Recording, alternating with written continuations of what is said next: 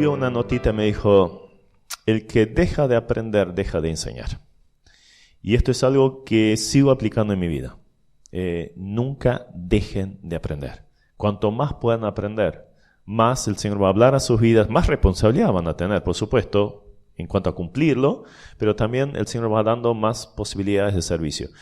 Y Efesios 2:10, para la introducción de este tema ya, dice, es un pasaje que hace años me viene dando vuelta por la cabeza, que fuimos creados en Cristo Jesús para buenas obras que Él preparó de antemano que anduviésemos en ellas. O sea, para cada creyente hay una serie de obras que Dios quiere que hagamos. Probablemente no sepamos todas, y es bueno que no sea así. Porque si tuvieras la lista de entrada, ¡no! ¡Ni loco! Bueno, como yo decía, ¿no?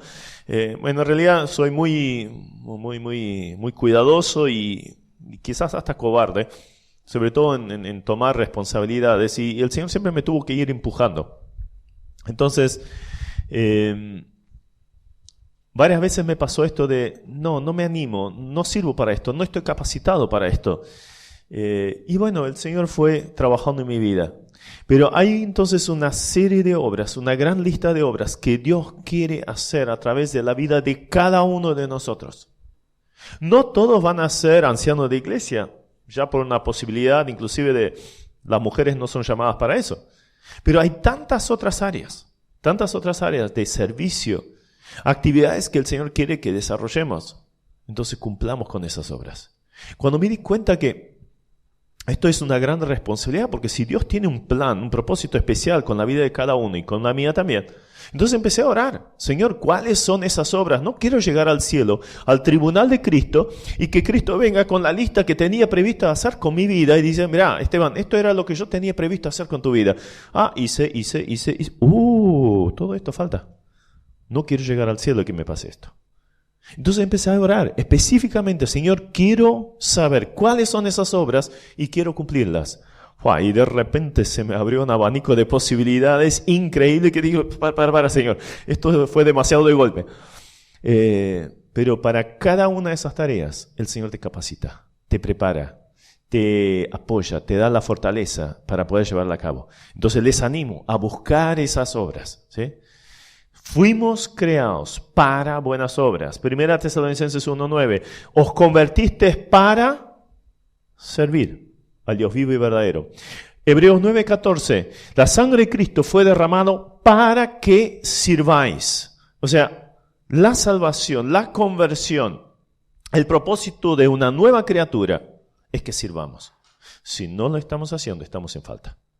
Entonces, enfoquémonos a esto y cuanto más sepamos de la palabra, más vamos a saber actuar en forma adecuada y involucrarnos en el lugar donde el Señor nos quiere. Bien, esto en cuanto a la introducción y presentación. Ahora vamos a lo que es el liderazgo en la iglesia local. Probablemente vamos a ver cosas básicas y quizás conocidas, pero no por esto de menor importancia. Al contrario, esto simplemente afirma. Pablo una y otra vez repite los mismos principios. Lee Filipenses y después lees, o Efesios, después lee Filipenses, después Colosenses y parece que se repitiera. Tiene muchas cosas que se repiten y Pablo mismo dice, no me canso de volver a repetirlas. Así que también es bueno, es un buen sistema de aprendizaje. El gobierno de las iglesias. ¿Cómo funciona el gobierno en las iglesias? En primer lugar, vamos a ver allí algunos conceptos. Es teocrático. Y vamos a leer Efesios 1, 22 y 23 para introducir esto. ¿Qué es la iglesia? Dice, y sometió todas las cosas bajo sus pies. ¿Quién es sus? ¿A quién hace referencia? Pueden participar, Habla de Jesús. O sea, sometió todas las cosas bajo los pies del Señor y lo dio por cabeza sobre todas las cosas a la iglesia, la cual es su cuerpo, la plenitud de aquel que todo lo llena en todo. Entonces, la iglesia, ¿qué es? Es un organismo donde Cristo es, ¿qué cosa? La cabeza. Entonces, un organismo es algo dinámico, algo que se mueve, algo que se mueve. Yo me estoy moviendo, ustedes están más bien quietitos ahora, pero la cabeza dirige todo lo que es el cuerpo. Acá salen las decisiones, simplemente el hecho de que estoy pensando, hablando, moviendo una mano, lo que fuera, todo pasó por la cabeza. Y así es también en la iglesia. Jesucristo es la autoridad. Jesucristo es el que lleva a cabo el gobierno en la iglesia. Entonces es teocrático, no democrático. ¿Qué es democracia? El poder del pueblo. Acá es teocrático. Kratos viene de poder. ¿Quién es el que gobierna? Teos, Dios. ¿Sí? En este caso, obviamente, es Jesucristo, que también es Dios. Entonces, como es un cuerpo y como la cabeza es Cristo, siendo el único dueño y Señor, entonces estamos bajo esa autoridad. Ahora, al ser teocrático, tenemos esas tres autoridades. O sea, ¿quién es el que lleva a cabo el gobierno en la iglesia? Es Jesucristo, en primer lugar, porque es su Señor. El que salvó, el que dio su vida para que pudiera ser parte de él. Y el Padre mismo le dio toda autoridad. Eso aparece varias veces, inclusive en Juan 5. Toda la autoridad la recibió Jesús de parte del Padre. Mateo 28. Toda potestad me es dada, ¿de parte de quién? Del Padre, ¿sí? En el cielo y en la tierra. Entonces ahí empieza la encomendación o la gran comisión, ¿no? Jesucristo entonces es la cabeza, es la autoridad de la iglesia. Es el jefe máximo, si quieren. El Espíritu Santo también lo es. Obviamente también es Dios. Si ustedes miran el libro de Hechos, más que Hechos de los Apóstoles, algunos hasta dicen que habría que cambiarle el título. Y con mucha razón, porque es Hechos del Espíritu Santo a través de los apóstoles. Ustedes ven Pentecostés, capítulo 2, el Espíritu viene y ahí ¿qué se formó? La iglesia. O sea, el punto de nacimiento de la iglesia fue con la venida del Espíritu Santo. Luego fue el Espíritu Santo que hablaba a través de Pedro, a través de los apóstoles, luego los ancianos, los misioneros. Eran levantados por el Espíritu Santo, eran guiados por el Espíritu Santo, eran impedidos a entrar a ciertos lugares por el Espíritu Santo, eran llevados por el Espíritu Santo a otros lugares. El Espíritu Santo obraba en salvación de almas. No eran ellos que salvaban a las personas. Obviamente era el Espíritu Santo. A través de la palabra de los apóstoles y evangelistas y profetas y todos los que predicaban la palabra. Era el Espíritu Santo. Y luego tenemos, obviamente, la otra autoridad es la palabra. Entonces, si hablamos de autoridad en la iglesia, siempre será Jesucristo, el Espíritu Santo y la palabra. No es una persona humana, me refiero, ¿no? La autoridad en la iglesia la tiene el Señor, el Espíritu Santo y la palabra. Ahora bien, quizás me digas, ¿y cómo es esto entonces que... Entonces no necesitamos ancianos en la iglesia? Por supuesto que los necesitamos. Pero es un poder delegado, ¿sí? No es esa autoridad. Las únicas autoridades entonces son divinas. Entonces el gobierno no es democrático ni monárquico. ¿Qué es monárquico? De una persona o de un monarca, de un rey, ¿sí? Un jefe.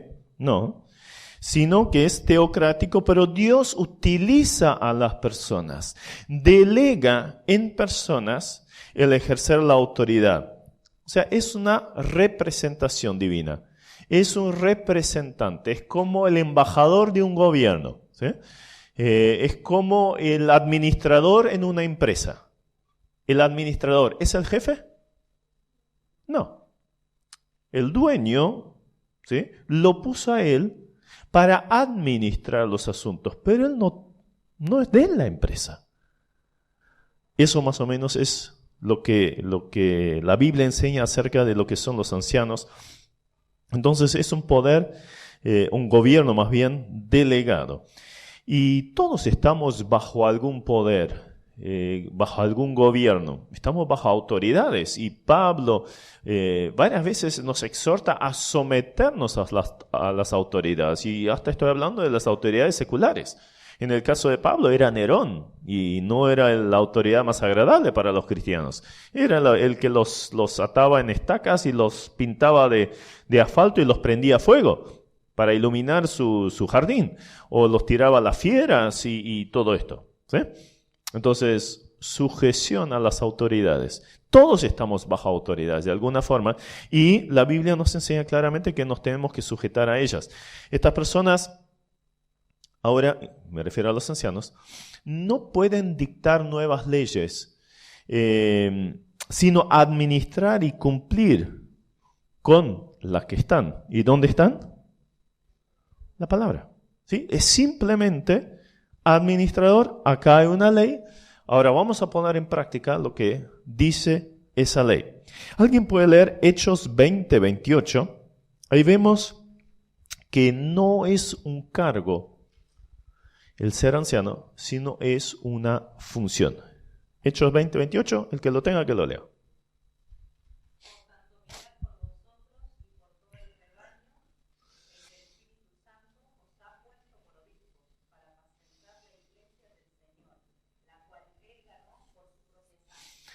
¿Quién los puso? El Espíritu Santo. ¿Con qué función? No es un cargo, ¿sí? Ahí habla de obispos. Ahora vamos a ver qué son los obispos. Pero era una finalidad, era una función, una tarea que tenían que realizar para apacentar, ¿sí?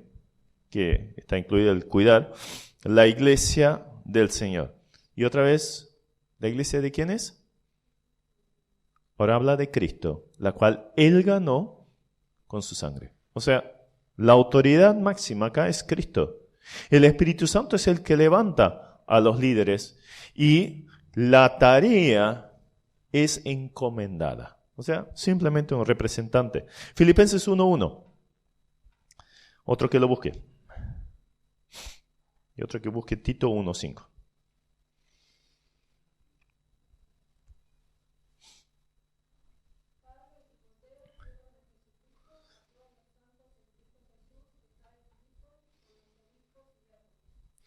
Ahí bien, santos, obispos y diáconos. ¿De qué estamos hablando? De una iglesia. ¿Una iglesia en qué localidad? En Filipo. ¿Sí? Entonces ven, obviamente los obispos son santos. ¿Los diáconos son santos? Claro que están incluidos en este nombre, pero ahí ya se demuestra que hay un liderazgo dentro de una iglesia. Forman parte del mismo grupo. Tito 1:5.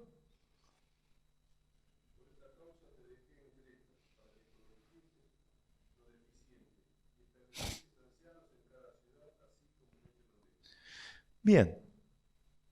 Que dice que establecieses ancianos. El no tener ancianos hacía que la iglesia fuese ¿qué?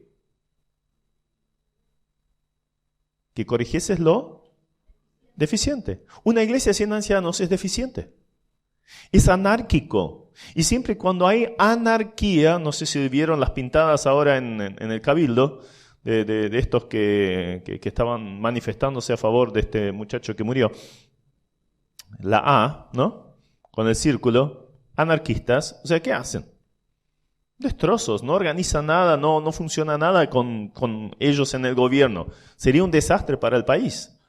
Ya simplemente sus hechos lo demuestran. O sea, están para destruir, para revolucionar, para molestar. Pobre gente, tienen un problema interior grave. Entonces, una iglesia no puede ser anárquica, no puede ser librada al azar vamos a ver lo que sale. Cada uno hace lo que bien le parecía. Bueno, tiempo de los jueces, en Israel era eso, ¿no?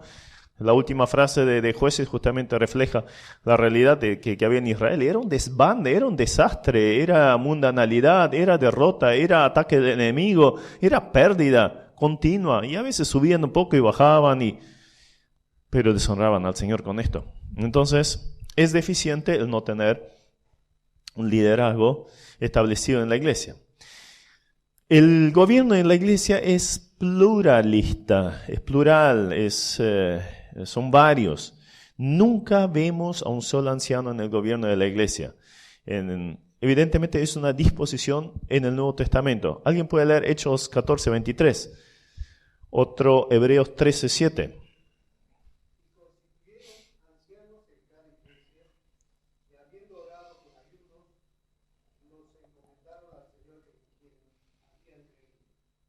Entonces, la primera frase, ¿la puedes repetir, hermano? Simplemente las primeras 3 palabras.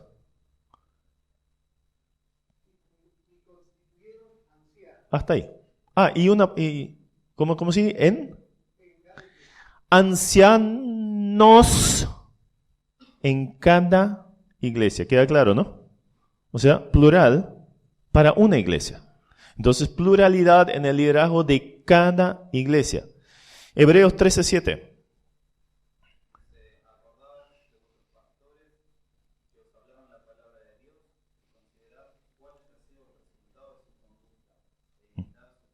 Bien, ya simplemente la primera frase otra vez. Acordaos de vuestros pastores.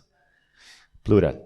Todas las veces que aparece una referencia respecto al liderazgo de la iglesia en el Nuevo Testamento siempre está en plural. Siempre. Es interesante observar esto. Entonces, una iglesia regida por un pastor, que puede ser un verdadero siervo de Dios, dotado y preparado con la palabra, puede recibir mucha bendición. Y ahora les cuento un poquito lo que fue mi vida. Yo me crié, justamente por el hecho de estar en diferentes países, con diferentes modelos de iglesia. Las primeras iglesias donde yo me congregaba, ya por mis padres, eran iglesias donde había un pastor. No había un gobierno colegiado, plural, un pastor. O sea, yo conozco lo que es vivir en una iglesia donde hay un pastor, inclusive contratado, que se le paga un sueldo, que está a tiempo completo para eso. Tiene su oficina pastoral en la iglesia y está ahí. O sea, de tal hora a tal hora vos podés ir y él te puede aconsejar. Y es genial. Tiene un montón de cosas positivas porque es un hermano que está destinado a eso, está enfocado a esto. Tiene mucho a favor. Después empecé a congregarme en iglesias donde el liderazgo era plural. Y me he dado cuenta que, claro, eran hermanos que trabajaban, tenían su trabajo cotidiano, trabajaban sus 8, 10, a veces 12 horas, y después todavía hacían la actividad de iglesia. Obviamente, esto tenía sus limitaciones en cuanto al tiempo que le podían dedicar a la obra, pero en el hecho de ser plural, había varios hermanos con las mismas condiciones, pero que juntos podían hacer la misma tarea que uno solo. Pero con la ventaja, y allí creo que radica la clave, que ya no es uno solo. Después vamos a ver qué ventajas tiene. El hecho de que sean varios significa que no tomas la decisión solo, que puede estar influenciada o porque uno ve solo una cosa, el otro ve otra arista. En la multitud de consejeros está la sabiduría, decía Salomón. Está recargado con responsabilidades. En nuestra iglesia decimos, vos encárgate de este hermano o de estos, yo me cargo de estos y vos de estos. Entonces nos distribuimos la tarea. Todo lo que estoy enseñando lo he sacado obviamente de estudio personal y he usado buenos estudios hechos por ejemplo, Eduardo Cartea, Bevan, Hendrickson, McDonald y otros. Y siempre de nuevo está ese concepto. No podemos abarcar todos. ¿Sí? No podemos abarcar todas las familias de la iglesia si somos un pastor único, aun si tuviéramos a tiempo completo. Y una limitación muy grande es uno no ve todo, no sabe todo y necesita el consejo de los otros. Y si uno está desanimado, y justo hay un mes que el pastor único está desanimado, ¿y qué puede pasar? Elías estuvo desanimado, Pablo estuvo desanimado, Jesús tuvo su momento de bajón también. Entonces, obviamente lo tenemos cada pastor. Entonces, qué bueno es que haya otro que lo levante, como dice Eclesiastés, ay del solo. ¿Quién lo va a levantar cuando caiga? Ay del solo. Aparte de cuestiones doctrinales que también son un peligro muy, muy, muy grande el no tenerlo. Pero creo que lo principal y la razón principal por qué el gobierno de una iglesia tiene que ser plural es el tema de los dones. Si hay un pastor que abarca el 90% de las actividades y responsabilidades dentro de una iglesia, 90, 80%, como quieran, ¿sí? No, tiro ese número simplemente. Solo queda un 20% para el resto de los miembros. Pero cada miembro Dios lo ha dotado con al menos un don. Pero si el pastor abarca el 80%, ¿cuánto de los dones en la iglesia pueden ser utilizados? Y solo el 20%. ¿Y los demás qué hacen? Calientan bancos. Entonces no está dada la posibilidad en ese sistema pastoral, y yo los quiero muchísimo. Aún hoy, el hermano que fue pastor de la iglesia donde yo me congregaba, por ejemplo en Guatemala, lo quiero un montón. Pero tiene sus limitaciones y la iglesia se sienta, recibe, y pocos se involucran, relativamente pocos. Encima es una iglesia grande, más de 300 personas o más. Pero activos, pocos, porque no se le da lugar. Entonces el tema de cabeza con miembros, y cada uno de nosotros es un miembro. Obviamente hay miembros más ocultos, otros más visibles. Uno será el ojo, la lengua, el oído, la mano, pero necesitamos a todos involucrados en la obra del Señor. Justo fin del año pasado dimos una lista con todos los ministerios que había dentro de la iglesia a cada hermano y que anotara cuál es su don, cuál es el ministerio donde pudiera o quisiera servir. Y entonces desarrollamos todo un concepto de, que todos los hermanos pudieran estar involucrados. Obviamente no todos devolvieron el papelito. Era de esperar, triste por un lado, pero siempre hay aquellos que, no, yo prefiero no servir. Y eso ya es una demostración de una realidad espiritual deficiente. Pero al menos está dada la posibilidad de parte del liderazgo que todos sean activos. Entonces, el gobierno de una iglesia tiene que ser plural.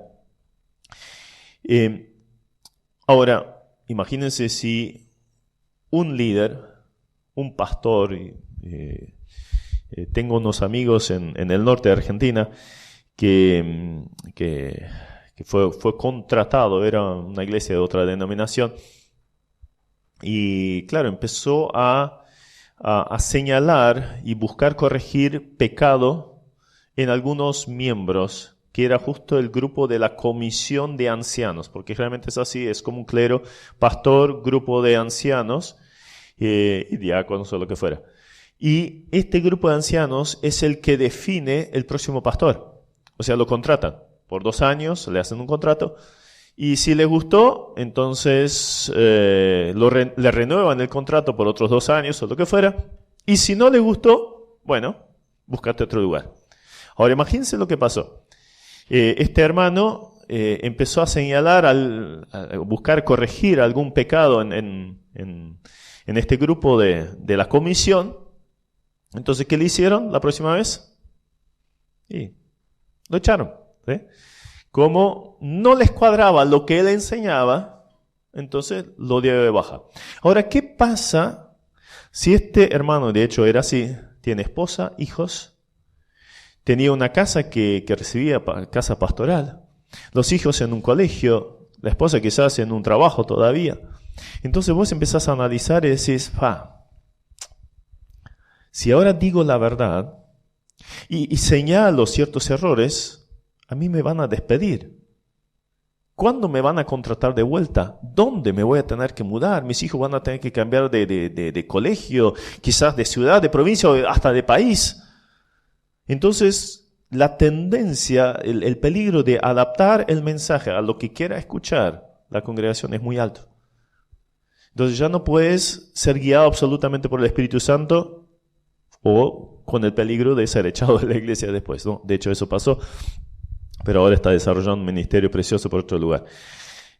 A lo que voy es, el concepto bíblico que vemos en el liderazgo plural de ancianos es bíblico, es bueno, es sano, es absolutamente sano para la iglesia.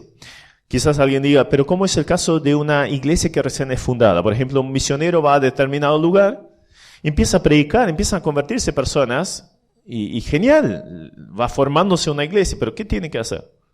Y buscar, ver entre los que se fueron convirtiendo, hermanos que puedan ir tomando esa responsabilidad. Y eso fue lo que hizo Pablo. Recuerdan, primer viaje misionero, predicó, se fueron convirtiendo hermanos en los diferentes lugares. Segundo viaje misionero, ¿qué hace? Vuelve a los mismos lugares y ¿qué hace? Establece ancianos.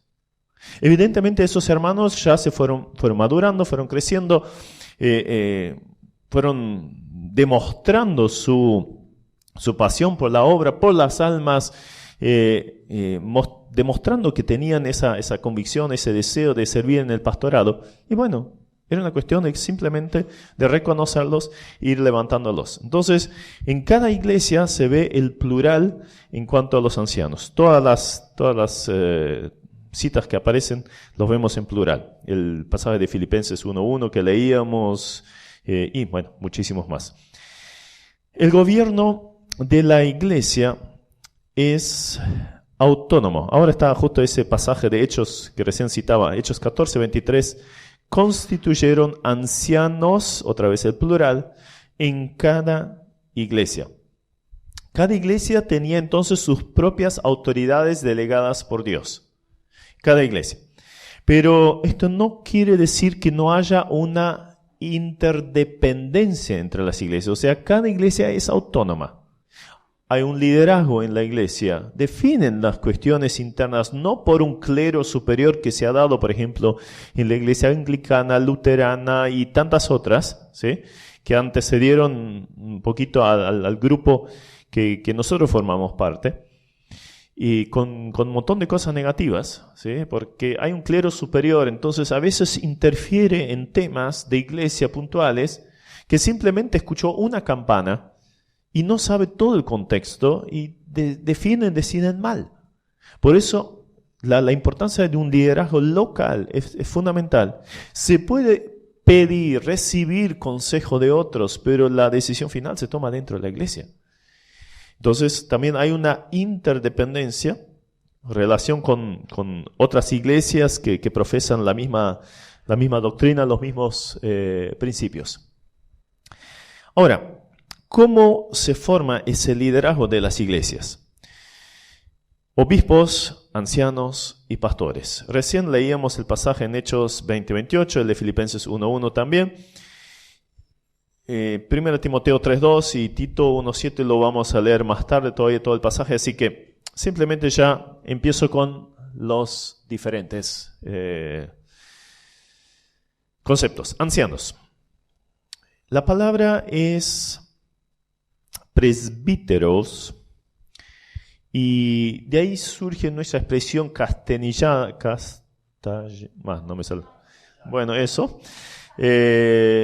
de presbítero, y ya suena un poquito más a título, ¿no? El presbítero fulano de tal, lo escuchás quizás en la iglesia Para de Sufrir y cosas por el estilo, que no le damos tanto lugar, obviamente, pero la palabra está bien.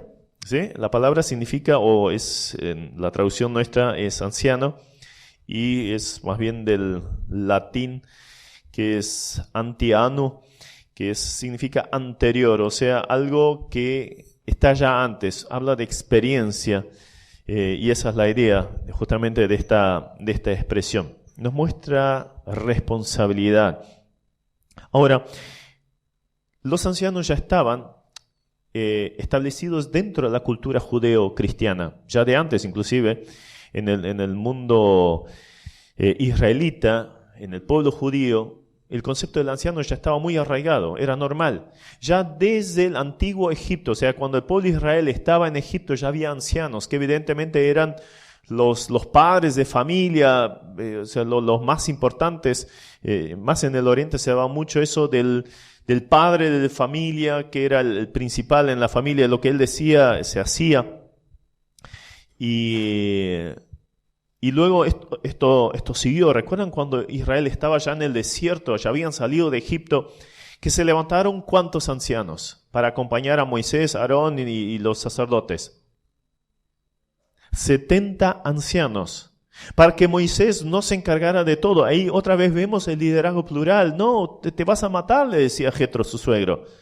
Esto no funciona, así que todo el pueblo te esté esperando haciendo cola gigantesca. Imagínense, 2 millones de personas y cuántos casos y cosas habría que solucionar. Entonces, establecí un grupo de ancianos. Y esto fue visto bien, más bien hasta encomendado por Dios, para que lo hiciera. Hacele caso a tu suegro. Y levantó 70 ancianos, que luego esto se quedó como un principio dentro del pueblo de Israel. Esto fue en el tiempo luego de las, ¿cómo se llaman? Tiempo de los jueces, había ancianos. El tiempo de la monarquía seguía habiendo los ancianos. En el tiempo del exilio, había ancianos en los diferentes lugares, porque ahí se establecieron las sinagogas. También en cuanto a las sinagogas, es interesante que para establecer una sinagoga, para el liderazgo de una sinagoga eran 7 o 9 ancianos, 7 o 9, impar el número, interesante también este concepto, eran llamados archontes, y luego lo vemos en la iglesia primitiva. Estaban los apóstoles con los ancianos luego, ¿sí? Primero estaban solo los apóstoles, pero se fueron añadiendo ancianos. Entre ellos estaba Jacobo, por ejemplo, el medio hermano de Jesús, o Santiago. Y así al nacer la iglesia, ya de entrada tenía el concepto de anciano muy arraigado, porque en cada ciudad había sinagogas. ¿Y quiénes eran los líderes en las sinagogas? Los ancianos. Es más, inclusive estaba el famoso Sanedrín, que se formaba por sacerdotes, escribas y ancianos. 24 ancianos formaban parte de este grupo de autoridad máximo, autoridad religiosa en Israel. Y un dato interesante es que para poder ingresar a ese grupo tenía que tener por lo menos 30 años. ¿A qué edad empezó Jesús su ministerio público? 30 años. O sea, no es un requisito, o sea, no lo quiero poner como algo legalista, como no, para ser anciano hay que tener por lo menos 30 años. Es algo aconsejable. ¿Por qué? ¿Qué significa la palabra anciano? Habla de madurez. Un pibe de 22 años hoy, y supongo que hay unos cuantos por acá, ¿podría ser anciano de iglesia? ¿Sería aconsejable? ¿Por qué no? Algunos me hacen así con la cabeza. ¿Por qué no? Sí, claro. Le falta madurez, juicio, experiencia. Están estudiando todavía, tienen un montón de cosas revoloteando en la cabeza todavía. Algunos solo sirven para jugar a la PlayStation. Espero que no sea la realidad de ustedes. Pero entiendan a lo que voy. O sea, todavía no vivió la vida, no tiene experiencia, no está casado. Generalmente hombres a los 30 años... generalmente ya están casados, o sea, ya tienen otra madurez, otra responsabilidad de enfrentar las cosas en la vida. Bueno, interesante el paralelismo. No quiero decir que no pueda ser un anciano de 28 años, ¿sí? No hay ningún problema con eso, mientras tenga los requisitos que luego vamos a ver. Ahora, es la expresión que más aparece en la Biblia, o sea, en el Nuevo Testamento, la expresión en cuanto al liderazgo de la iglesia, ancianos. El modelo del culto que luego se implementó en la iglesia primitiva no era el modelo del templo. Es más, terminó en el 70 después de Cristo, o sea, con la destrucción del templo. Entonces quedaron simplemente las sinagogas. ¿Y cómo era el culto en las sinagogas? Bueno, lo vemos a través de las cartas y es básicamente lo que nosotros hoy en día tenemos como culto, ¿sí? Con un liderazgo local en cada sinagoga, así también en cada iglesia, con cánticos, con estudio de la palabra, etc. Simplemente se trasladó luego eso también a la iglesia, pero bajo órdenes también de parte de ellos, ¿sí? Ese es el concepto bíblico del gobierno dentro de las iglesias. Ya venía en el pueblo de Israel.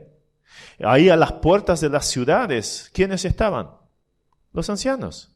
¿Quiénes tomaban las decisiones en la ciudad? Los ancianos frente a la ciudad. ¿sí? Allí a la puerta de la ciudad, ¿recuerdan Booz que va a la puerta de la ciudad? Porque ahí estaban los líderes de la ciudad para aclarar el tema con Ruth y Noemí.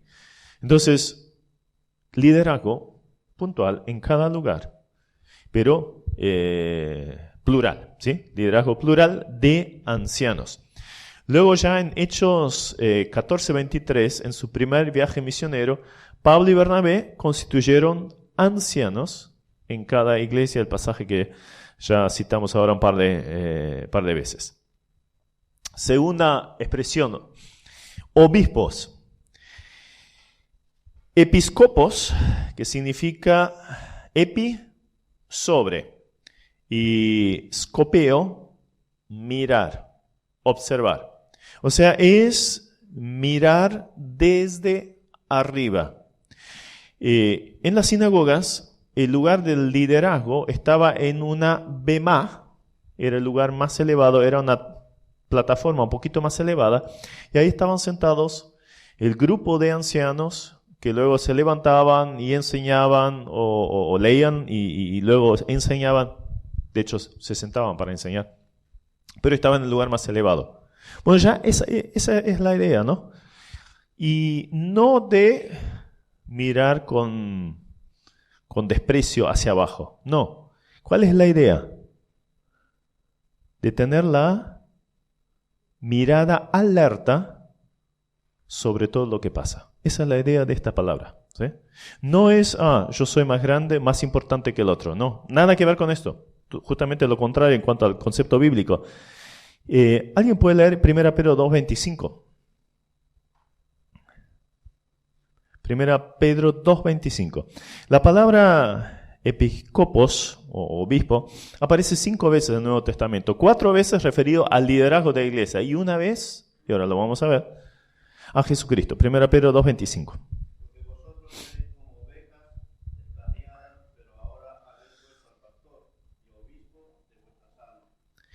Habéis vuelto al pastor y obispo de vueltas almas. Ahí está esa palabra. Acá hace referencia, obviamente, al Señor Jesucristo. Es la única vez que aparece esa palabra no para un líder de iglesia, sino para el Señor Jesucristo. Pero es interesante el concepto que viene allí asociado con el obispo. ¿Qué hace qué? ¿Qué? ¿La última frase? El pastor y obispo de vuestras almas. La idea en el original es el que cuida vuestras almas. O sea, está supervisando y cuidando cada alma. ¿Sí? Esa es la idea de obispo. Justamente ese concepto. Aunque está dicho del Señor Jesucristo, pero es lo que mejor... o sea, ya muestra la función de lo que debería ser un obispo. Ahora, hay una palabra que es clásica del grupo de los que nos llamamos hermanos libres, o somos llamados hermanos libres para ser más correcto, que es la palabra sobreveedor. O sea, no lo vas a encontrar en otro ámbito del campo evangélico, pero es esa palabra clásica sobreveer, ¿sí? Y viene justamente de una traducción literal de esta palabra, sobreveedor. Entonces es alguien que vela, que mira por encima, velando, cuidando a la grey. Es interesante que en Mateo 25:36, en Lucas 9:19-44, es traducido con visitación. La misma palabra, es traducido con visitación. Entonces ahí te damos cuenta que el que vela por las almas también hace visitación, hace un cuidado pastoral específico. Es Lucas 19:44. Ahora, la otra palabra es pastores. Pastores. En el Antiguo Testamento ya se utilizaba, obviamente, el pastor de ovejas, David, ¿sí? Pastoreando las ovejas, y ya es una alusión a la tarea que hace un pastor en cuanto a personas. Si solo pensamos en Salmo 23, ¿no? Jehová es mi pastor, nada me faltará, etc., ¿no? y cómo están los pastos, las aguas, el cuidado, aunque que vaya por un valle de sombra de muerte. Allí está el pastor, lo está cuidando, animando, corrigiendo, lo que fuera, ¿sí? Bueno, ahí ya vemos la actitud y la actividad del pastor simbolizada, y hasta se dice de David que él es levantado para apacentar a mi pueblo Israel. Obviamente se refería a personas, apacentar a personas. Solo aparece referido al liderazgo de la iglesia una vez en la Biblia, en el Nuevo Testamento, en Efesios 4:11. ¿Alguien lo puede leer? Hay referencias varias al Señor Jesucristo. Juan Díaz, por ejemplo, yo soy el buen pastor, ¿sí? Pero no se refiere al liderazgo de la iglesia delegado.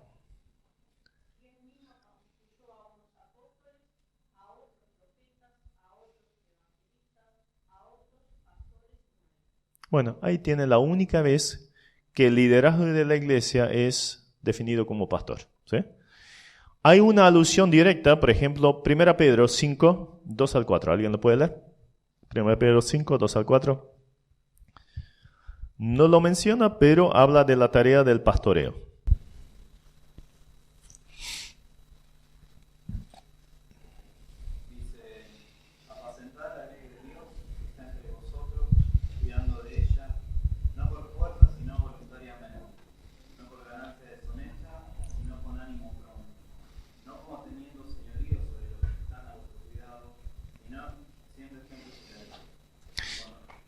Sí.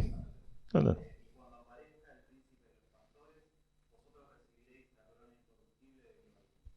Ahí habla del príncipe de los pastores, ¿quién es? El Señor Jesús. Cuando venga el príncipe de los pastores, ahí va a tener su recompensa el pastor, el que estuvo pastoreando. No nombra directamente pastor, pero apacienta. O sea, ¿quién hace eso? El pastor, ¿sí? Luego vamos a ver un poquito lo que esto significa en profundidad.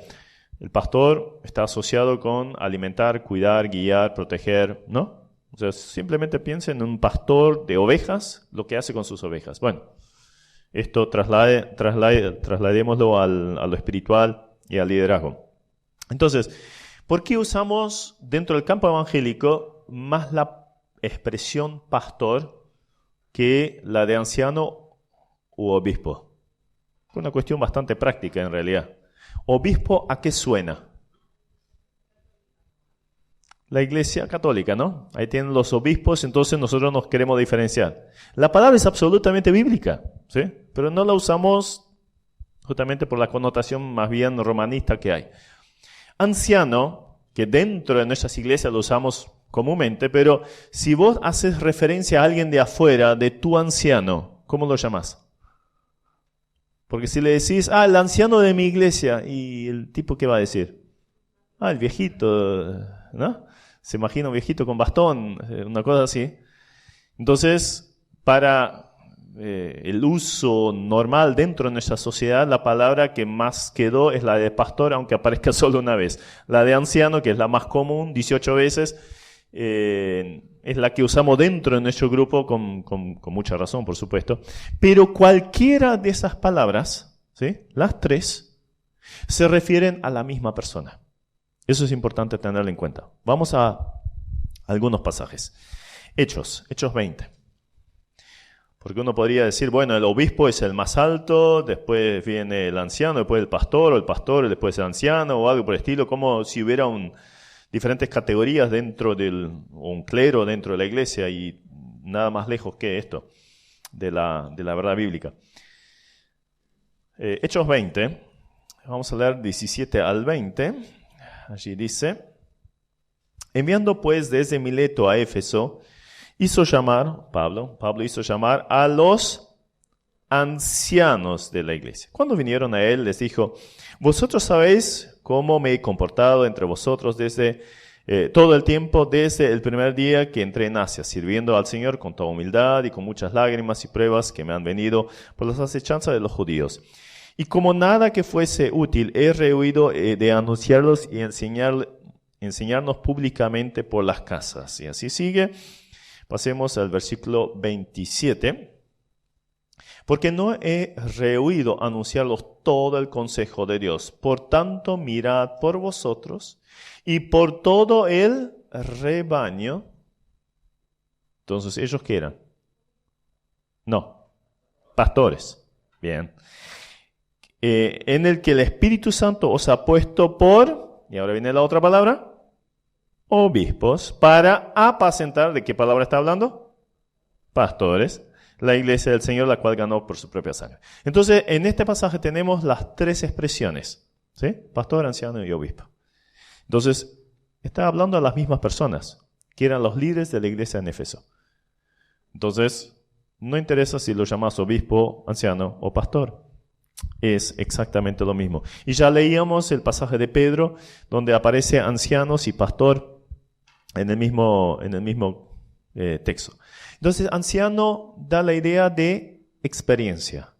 Obispo, habíamos visto el sobreveedor, el velar, el cuidar, mirar por encima, ¿no? Y luego el pastor, ¿qué hace? Apacienta, alimenta, guía, protege, corrige, ¿no? La oveja retobada, ¿no? Que se fue.